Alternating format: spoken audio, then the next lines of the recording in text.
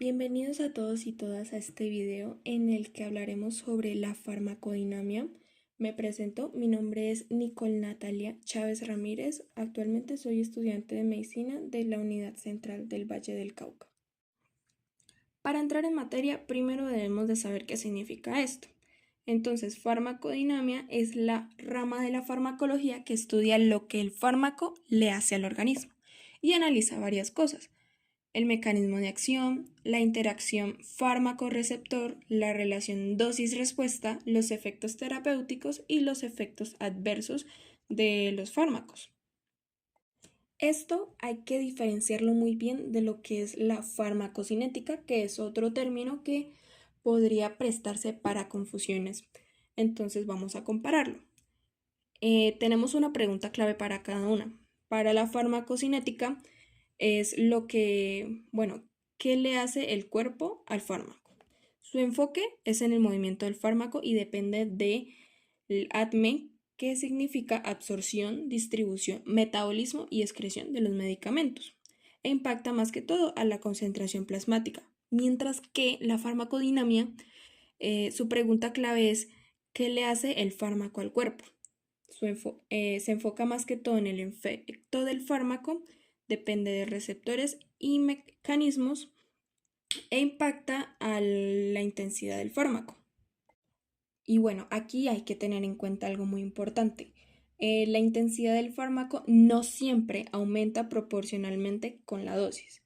Y bueno, esto puede generar toxicidad y también se puede saturar.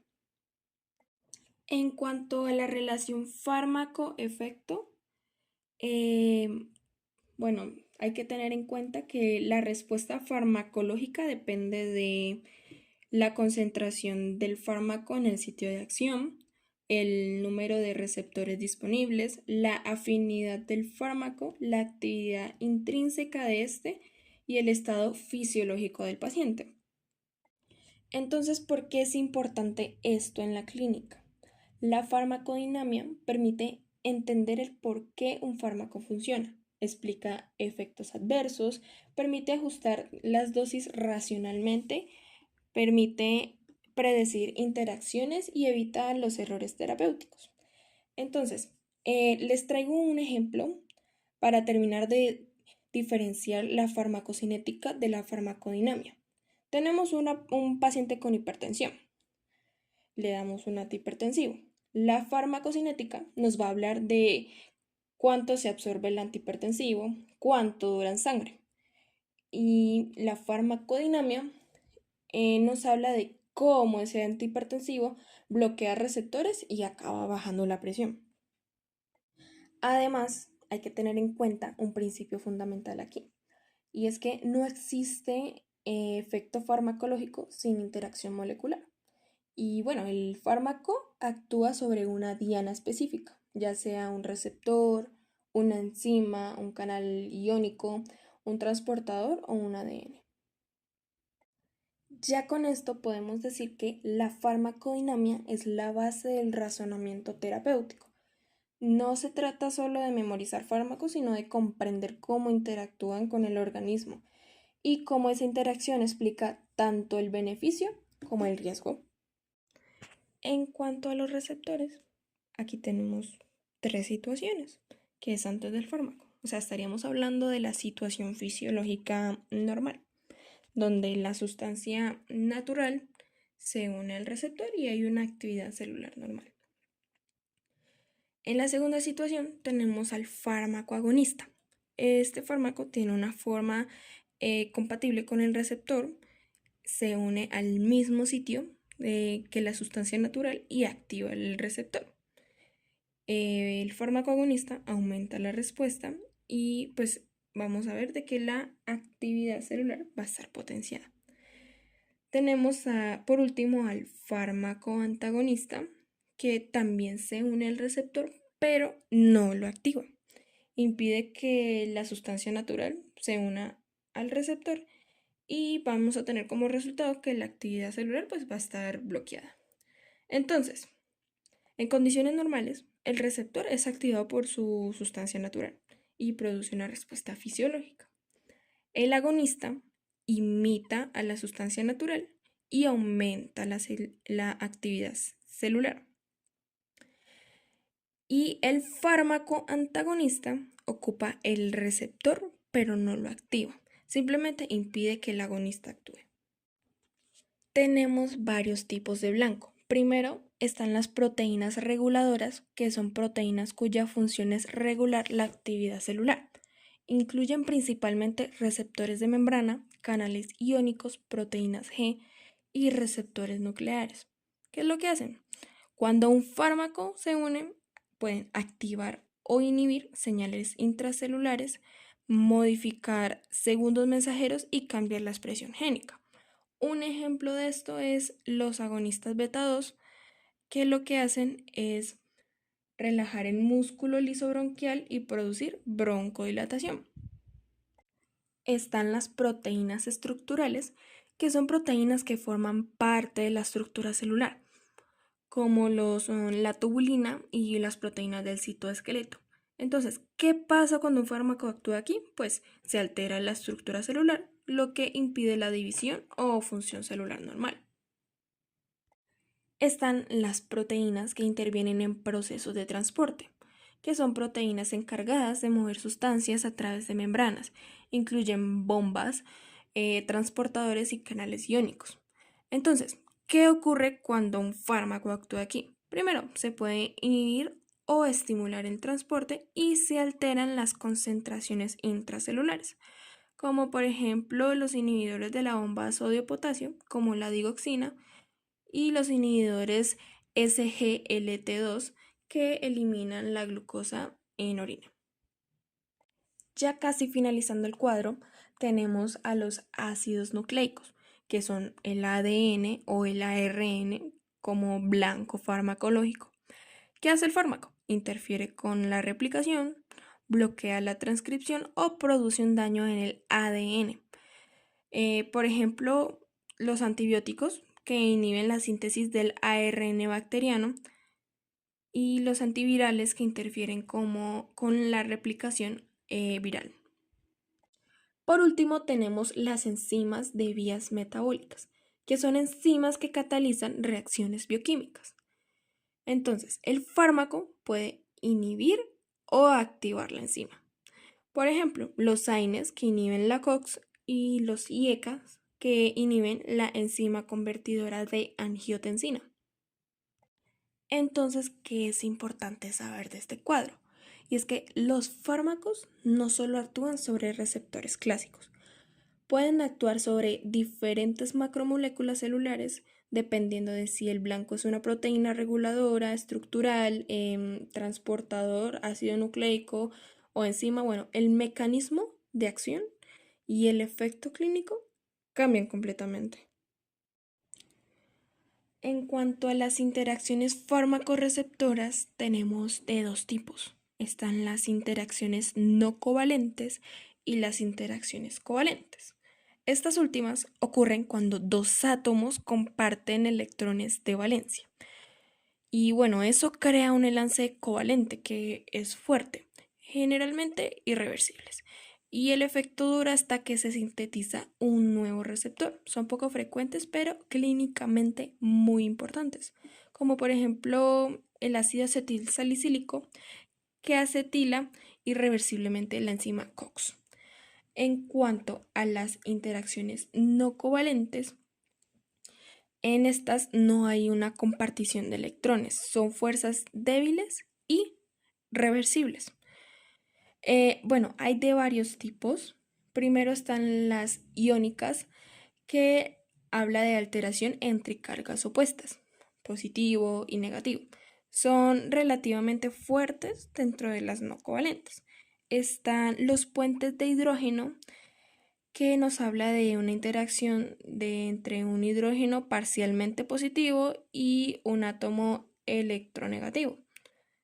Estas dan especificidad al reconocimiento molecular.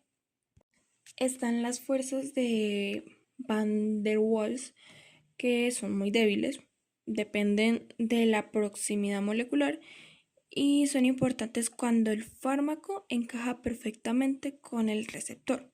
Por último, las interacciones hidrofóbicas que ocurren entre regiones no polares y bueno, estas son muy importantes en receptores de membrana.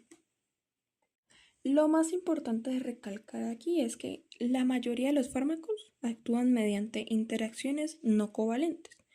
Estas son reversibles, lo que permite la regulación fisiológica. Las interacciones covalentes producen un efecto más prolongado. A continuación tenemos tres situaciones. La primera es cuando el agonista se une al receptor, activa completamente el receptor y pues produce una respuesta máxima. Esto sucede cuando está solo el agonista, cuando no hay competencia con el antagonista. En la segunda situación, por el contrario, encontramos agonistas y antagonistas. Y es que ambos compiten por el mismo sitio del receptor. Algunos receptores quedan ocupados por el antagonista y otros por el agonista. Lo que va a producir es que la respuesta pues, que esté disminuida. ¿Por qué? Pues porque hay una menor activación, porque hay menos receptores disponibles para el agonista. Esto es típico del antagonismo competitivo reversible. En cuanto a la tercera situación, está el antagonista solo. Y es que el antagonista pues ocupa el receptor, no lo activa y no hay respuesta celular. Lo más importante que debemos saber de esta imagen es que esto representa el antagonismo competitivo, que tiene varias características clave, y es que compiten por el mismo sitio, es reversible, depende también de la concentración y se puede vencer aumentando la dosis del agonista. Entonces, la diferencia entre agonista y antagonista no está en la unión al receptor, sino en la capacidad de activar. En cuanto al antagonismo competitivo, ambos compiten por el mismo sitio de acción y el efecto va a depender de la concentración relativa pues, de cada uno. Recordemos que los receptores son el sitio de unión de un fármaco desde el cual ejerce su acción selectiva. Generalmente son proteínas, tienen estructura tridimensional específica, reconocen moléculas con alta selectividad y transforman la unión en una respuesta celular. De acuerdo con la forma de unirse con los receptores, los fármacos se clasifican en agonistas y antagonistas. Agonistas, como lo veníamos hablando, es el fármaco que se une y activa el receptor, en el cual hay afinidad y eficacia. De estos hay tres tipos. Está el agonista total o completo, que produce una respuesta máxima. El agonista parcial, que se une y activa, pero produce un menor efecto máximo, aunque este ocupe todos los receptores. Y por último tenemos al agonista inverso, que no solo bloquea, sino que disminuye la actividad constitutiva del receptor. Por el lado de los antagonistas, son los que se unen al receptor, pero no lo activan. Entonces, bloquean la función y la acción del agonista.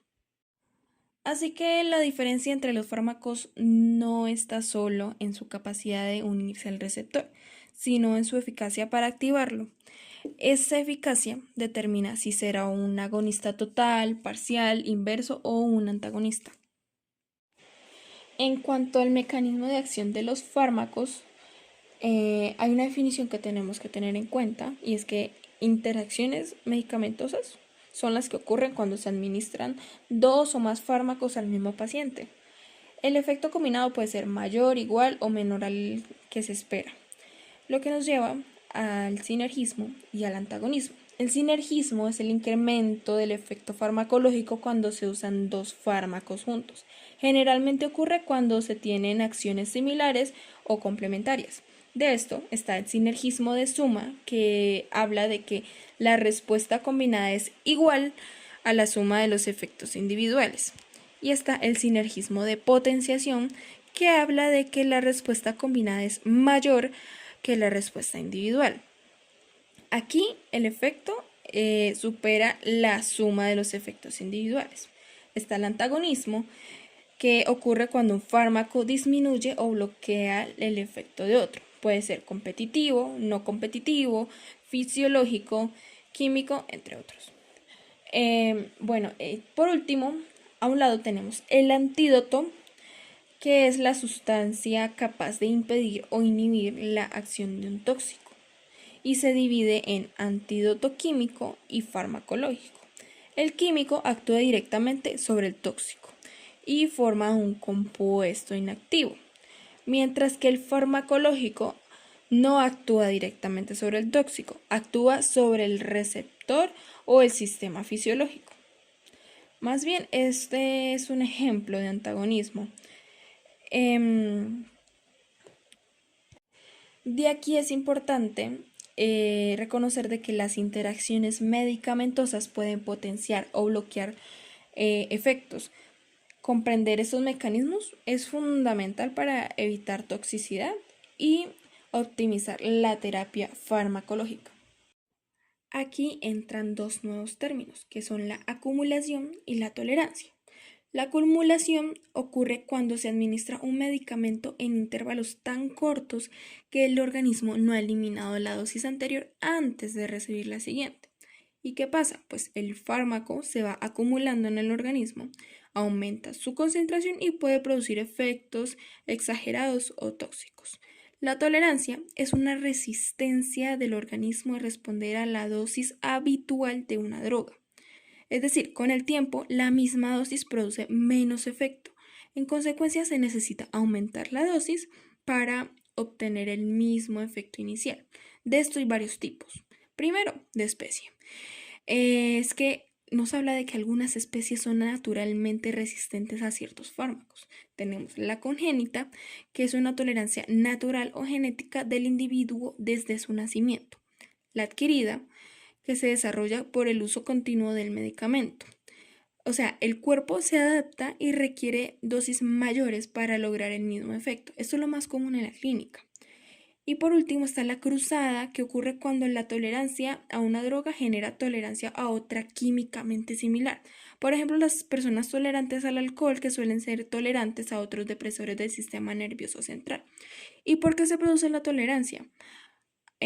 Primero, por una absorción deficiente, y es que el fármaco no se absorbe bien y no alcanza las concentraciones adecuadas.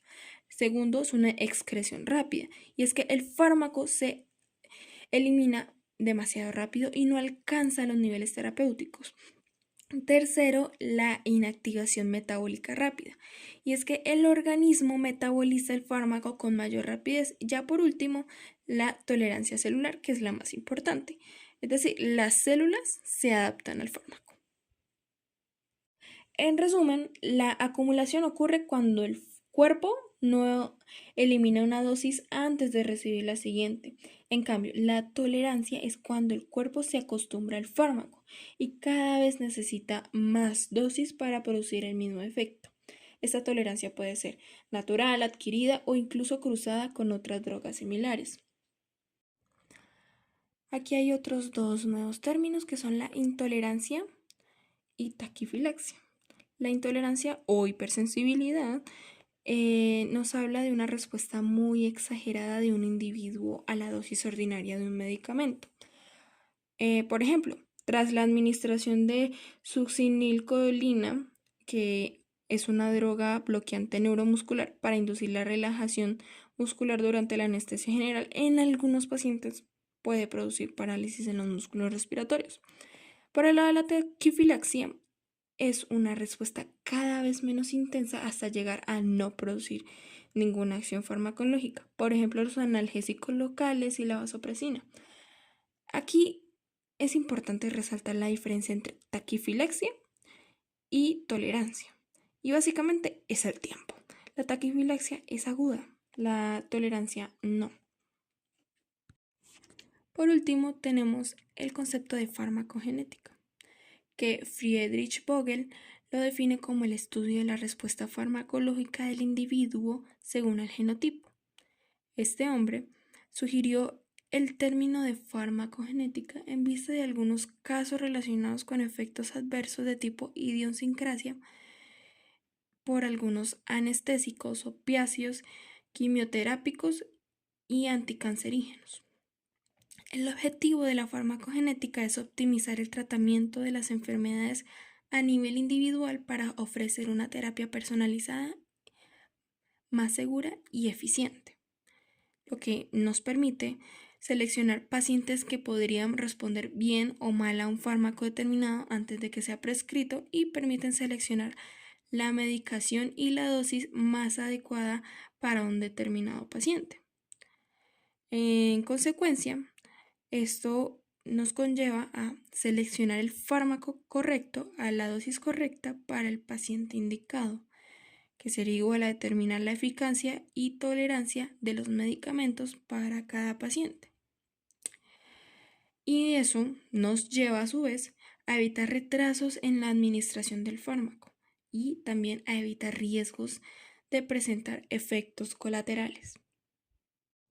Bueno, eso sería todo por el tema de hoy que corresponde a farmacodinamia.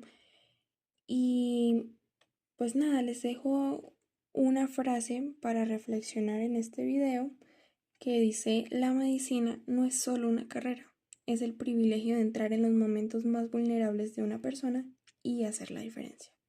Muchas gracias.